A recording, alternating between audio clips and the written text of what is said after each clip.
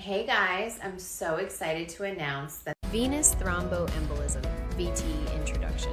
Venous thromboembolism encompasses two related conditions: deep vein thrombosis, DVT, and pulmonary embolism, PE.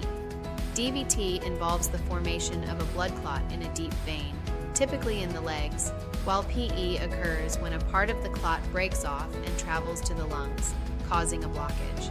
Risk factors. Several factors increase the risk of developing VTE. Prolonged immobility, e.g. long flights, bed rest, surgery, especially orthopedic procedures, cancer, pregnancy and postpartum period, hormone therapy, e.g. oral contraceptives, hormone replacement therapy, genetic predisposition, e.g. factor V Leiden mutation, obesity, smoking. Complications.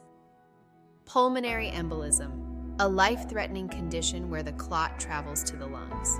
Post-thrombotic syndrome, chronic pain and swelling in the affected limb. Recurrent DVT, increased risk of future clotting events. Types of deep vein thrombosis, DVT. Proximal DVT involves the femoral or popliteal veins and can extend to the iliac veins. Distal calf DVT involves the posterior tibial or perineal veins and is less likely to cause PE but can propagate proximally. Clinical presentation. Leg swelling. Pain or tenderness in the leg, often starting in the calf, red or discolored skin on the leg, a feeling of warmth in the affected leg. Wells criteria for DVT. The Wells criteria is a clinical prediction rule used to estimate the probability of DVT. The criteria include active cancer, 1 point, paralysis, paresis, or recent plaster immobilization of the lower extremities, 1 point, recently bedridden for more than 3 days or major surgery within 4 weeks, 1 point, localized tenderness along the distribution of the deep venous system, 1 point. Entire leg swollen, 1 point. Calf swelling by more than 3 centimeters compared to the asymptomatic leg, 1 point. Pitting edema confined to the symptomatic leg, 1 point. Collateral superficial veins, non-varicose, 1 point. Previously documented DVT, 1 point. Alternative diagnosis, at least as likely as DVT, 2 points. Scoring, 0 points, low probability. 1 to 2 points, moderate probability. 33 points, high probability. Diagnosis of venous thromboembolism, VTE. The D-dimer test is a blood test that measures the presence of D-dimer, a protein fragment produced when a blood clot dissolves in the body. Elevated levels of D-dimer can indicate the presence of an abnormal blood clotting condition, such as deep vein thrombosis, DVT, or pulmonary embolism, PE. Blood sample. A blood sample is taken from the patient. Measurement. The sample is analyzed to measure the level of D-dimer. Interpretation. Elevated D-dimer levels suggest the presence of significant clot formation and breakdown in the body. Clinical use. Rule out VTE. A negative D-dimer test can effectively rule out VTE in patients with a low to moderate pretest probability. Further testing. If the D-dimer level is elevated, further imaging tests, e.g., duplex ultrasound, CT pulmonary angiography, are usually required to confirm the diagnosis. Limitations. Nonspecific, elevated D-dimer levels can occur in various conditions, such as infection, inflammation, trauma, and pregnancy, making it a nonspecific test. Age-adjusted cutoffs. In older patients, age-adjusted D-dimer cutoffs are often used to improve the test's specificity. 2. Venography.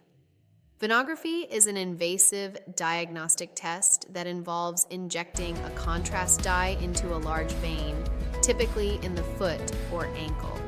This dye makes the veins visible on X-ray images, allowing doctors to see any blockages or clots in the deep veins. Although venography is highly accurate, it is less commonly used today due to its invasive nature and the availability of less invasive alternatives. 14. 3. Duplex ultrasound. Duplex ultrasound is the standard, non-invasive imaging test for diagnosing deep vein thrombosis, DVT. It uses sound waves to create images of blood flow in the veins and can detect blockages or clots. This test combines traditional ultrasound with Doppler ultrasound, which measures the speed and direction of blood flow. 267. Advantages of duplex ultrasound. Non-invasive. No need for injections or exposure to radiation. Widely available, can be performed in most medical facilities. Real-time results provides immediate information about blood flow and vein structure. Procedure. 1. Preparation. The patient lies down and a gel is applied to the skin over the area being examined. 2. Imaging. A handheld device called a transducer is moved over the skin, sending sound waves into the body and capturing the echoes that bounce back. 3. Doppler analysis. The Doppler component measures the speed and direction of blood flow, helping to identify any abnormalities. Treatment for venous thromboembolism, VTE, with doses initial anticoagulation, low molecular weight, heparin, enoxaparin, 1 millimole subcutaneously every 12 hours or 1.5 millimole subcutaneously once daily. Dalteparin 200 IU subcutaneously once daily or 100 IU subcutaneously every 12 hours 1. Unfractionated heparin, UFH, initial bolus 80 units core intravenously. Continuous infusion 18 units core hour, adjusted based on activated partial thromboplastin time, APTT monitoring. Direct oral anticoagulants, DOACs, any one of them rivaroxaban, 15 mg orally twice daily for the first 21 days, followed by 20 mg once daily, 3-5. Apixaban, 10 mg orally twice daily for the first 7 days, followed by 5 mg twice daily, 3-5. Dabigatran.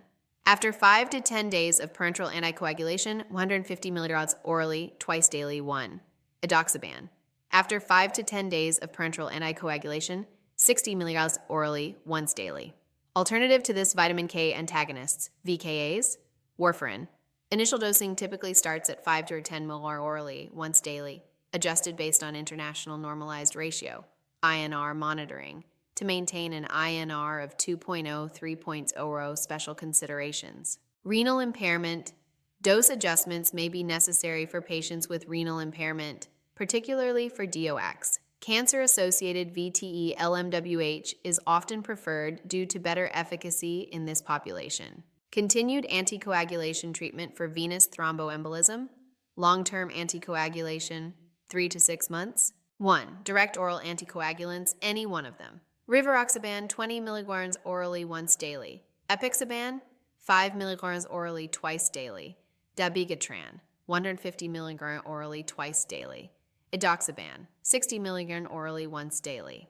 2 vitamin K antagonists, warfarin, adjusted to maintain an international normalized ratio, INR, of 2.0, 3.0. The dose is individualized based on INR monitoring. Low molecular weight heparin, enoxaparin, 1 mg Q subcutaneously every 12 hours or 1.5 mg subcutaneously once daily. Dalteparin, 200 IU subcutaneously once daily. Extended anticoagulation beyond 6 months. Direct oral anticoagulants. Rivaroxaban, 10 mg orally once daily after the initial 6 months. Vitamin K antagonists maintain INR 2 to 3.